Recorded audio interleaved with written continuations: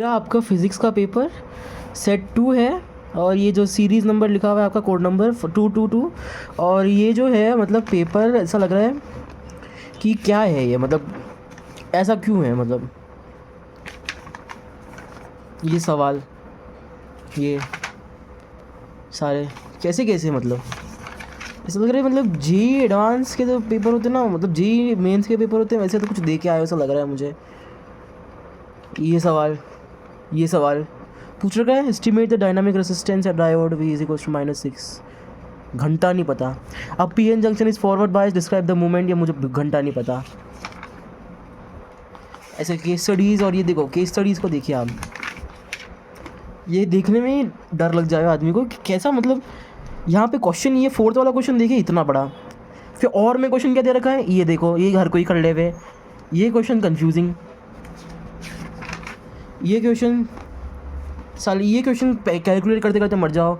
यहाँ पे लिखा हुआ है इग्नोरिंग रिटिलिस्टिक क्या रिलेटिविस्टिक इफेक्ट्स ये कोर्स में ही नहीं है ये कहाँ से आया रिलेटिविस्टिक इफेक्ट्स कहाँ से कोर्स में मतलब है ही नहीं चीज़ ये इसका मतलब बाकी तो देख लीजिए आप लोग ये वाला सवाल मेरे से नहीं हुआ छोड़ दिया मैंने मतलब कोशिश तो करी। डेरिवेशन आई भी किसकी हम लोग डेरिवेशन किसकी प्रिपेयर करके गए थे हम लोग प्रिपेयर करके गए टॉर्क की डेरिवेशन आएगी एक्सियल टर्मिनल की डेरिवेशन आएगी आई किसकी derive expression for root mean square ये मुझे घंटा नहीं आता। ये दोनों क्वेश्चन मुझे कुछ नहीं आ रहा जैसे कि अब ये सेट 2 है मेरे भाई का सेट भी है मेरा भाई भी देना गया था सेट 1 है उसका तो ये देख सकते हैं आप ये तो पेपर मैं देख के ही भय हो जाए मतलब hot top is filled with speed of the light is the apparent depth तो भाई NCERT में मुझे कहीं दिखा ही नहीं अपेरेंट डेप्थ का सवाल दे रखा है इसमें बाकी तो ये एसोसिएशन रीजनिंग सही थे इतने मुश्किल नहीं थे।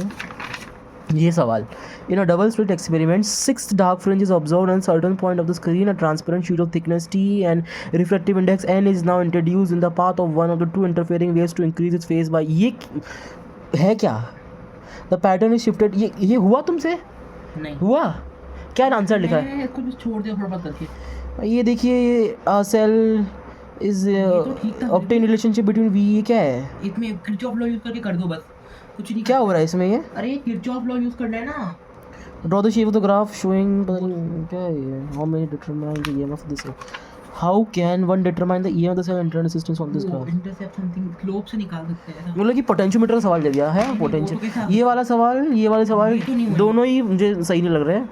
ये आपका AC जनरेटर का सवाल है ये सवाल एक तो ये पेंसिल वाला सवाल मुझसे ना हुआ पेंसिल बेंडिंग वाला ये तो उसमें रिफ्रैक्शन आपको रिफ्रैक्शन एक्सप्लेन करना हाँ रिफ्रैक्शन हो जाता है तो उससे हो जाता है पर फिर भी और ये what type of nuclear reaction is fusion लिख के आ गया मैं तो मुझे नहीं समझ में आ रहा था MCQs थोड़े से टफ लेवल के लगे मुझे ये साले मतलब इसका आंसर मेरा 12 कूलम आ रहा था 12 माइक्रो कूलम आ रहा था और ये जैसे कि define the flux through surface ये देखो first point what is the difference between open and close surface चलो ठीक है draw elementary surface DS vector for spherical surface ठीक है डिफाइन इलेक्ट्रिक थ्रू सरफेस ठीक है गिव द सिग्निफिकेंस ये चार्ज इतना कुछ क्यों पूछ रखा है इसमें भाई मतलब एक पहला क्वेश्चन दूसरा क्वेश्चन तीसरा क्वेश्चन चौथा क्वेश्चन 5वां क्वेश्चन 6 क्वेश्चन आपके 5 मार्क्स के क्वेश्चन ने पूछ लिए अब ये सब 1 मार्क्स के तो थे लग ही नहीं रहे जो करके गए थे टफ वो तो आए नहीं बिल्कुल PYQs जो इस हिसाब से तो बिल्कुल भी नहीं पेपर बनाया इन लोगों ने टफ PYQs जो हम करके गए थे वो आए नहीं PYQ तो मतलब दिखे ही नहीं कहीं और मुझे तो डेरिवेशंस कहीं दिखी ही नहीं मैं डेरिवेशंस जो परफॉर्म करके गया ना सारी आपके एक्सियल टर्मिनल की डेरिवेशन हो गई टॉर्क की डेरिवेशन हो गई पोटेंशियल एनर्जी की डेरिवेशन हो गई तो मतलब थोड़ा सा कहीं से डेरिवेशन नहीं थी इसमें डेरिवेशन कहाँ थे इसके अंदर का क्वेश्चन था ये मुझे नहीं आता ये वाला क्वेश्चन में आपको समझ में ही नहीं आ रहा नहीं आया बस draw the varying intensity with the angle of diffraction क्या है इसके अंदर फेज एंगल है क्या हाँ ऐसे कुछ था पता नहीं यार लैम्डा से करना था शायद in what diffraction difference from sound waves ये क्वेश्चन क्यों दे रखा है in what way diffraction of light waves differ from the sound waves diffraction in light waves is not much as compared to sound wave मैंने लिख दिया sound wave जो है आपकी पेनिट्रेट कर सकती है ओपेक ऑब्जेक्ट्स में लाइट नहीं पेनिट्रेट कर सकती डिफ्रैक्शन के ऐसे कुछ लिख दिया वजह से necessary conditions which trajectory of a charge particle his helical मैंने 90 डिग्री एंगल ही लिखा और यूनिफॉर्म ये सब कुछ लिखा है मतलब ये वर्क डन पता नहीं क्या होगा मैं इसका जीरो होगा ना जीरो क्यों होगा जीरो था नहीं वर्क डन एट एंगल लिखा है इसका आंसर D है इसका आंसर D है हां D निकाला D ही आया मेरा आंसर मेरे भी डी आया, इसका हाफ हाफ। ये मैं करा ही नहीं पहली बात तो। इसका क्या निकालोगे फिर तुम? इसका ए ऑप्शन निकला। मुश्किल था ये वाला चलो ठीक है, सी है। नहीं ये तो फिर भी ठीक था। सी है ना ये तो, और ये बी है। सी है? ये सी बी है ना दोनों, ये बी है ना, और पैरेलल टू ईच अदर। हाँ। ये सी है ना, एम ही होगा ना। नहीं एम मतलब स्लोप है ना इसमें। अच्छा मुझे लगा एम क्या है भाई, एम तो क्या करा फिर? एम ही डी कर दिया। क्या पता यार, ये दिखने में ऐसा भयभीत लग रहा है मेरे को तो।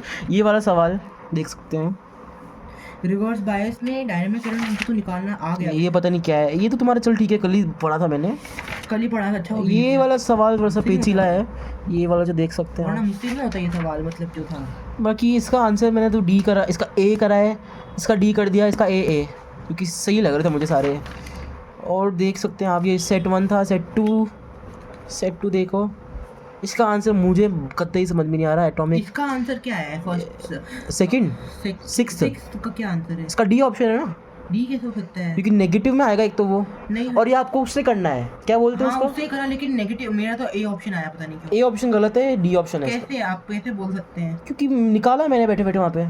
क्यूब करा, क्यूब नहीं करा होगा। नहीं क्यूब तो करना ही नहीं था इसमें। 2√2 का क्यूब किया, √2 का क्यूब नहीं किया होगा। तो 5 कहाँ से आंसर आ रहा है फिर इसमें? तो वो √2 का क्यूब करेंगे तो 1/2 होगा ना, तो जो 0.5 ऊपर जाके बैठ जाएगा।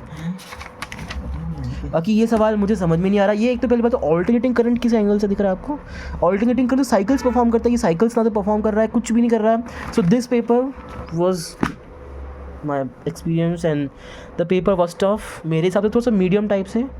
एंड अब केमिस्ट्री का पेपर है, देखते हैं वो कैसा आएगा। अब ऐसा ही आएगा तो फिर भगवान ही भरोसे हमारे, तो मतलब क्या है यार ये।